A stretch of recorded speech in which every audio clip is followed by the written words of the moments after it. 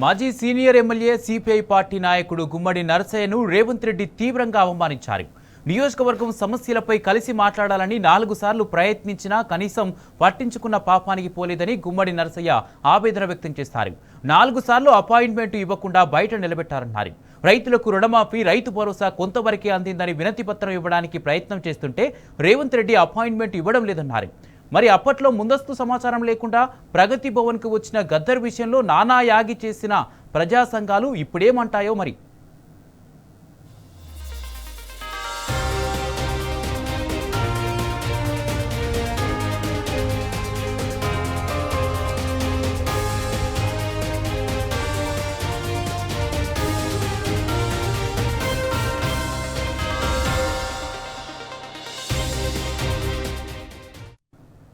మాజీ senior MLA CPI party నాయకుడు గుమ్మడి నరసయ్యను రేవంత్ రెడ్డి తీవ్రంగా అవమానించారు.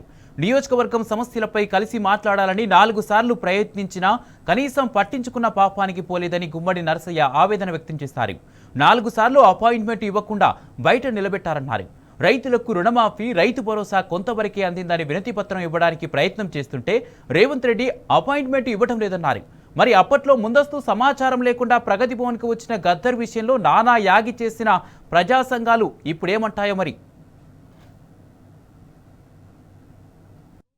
సంబంధించిన సమస్యలు వీటి మీద ఇప్పటికీ 4 సార్లు వచ్చా. సో ఎవరు అడ్డుకుంటా ఉన్నారు మరి మిమ్మల్ని? వచ్చినాక నిన్న సెక్రటేరియట్కి రమ్మంటే సెక్రటేరియట్కి వెళ్ళా. ఓకే, సెక్రటేరియట్లో లేదు, ఇంటికాడ మంత్రుల సమావేశం జరుగుతుందని అన్నారు.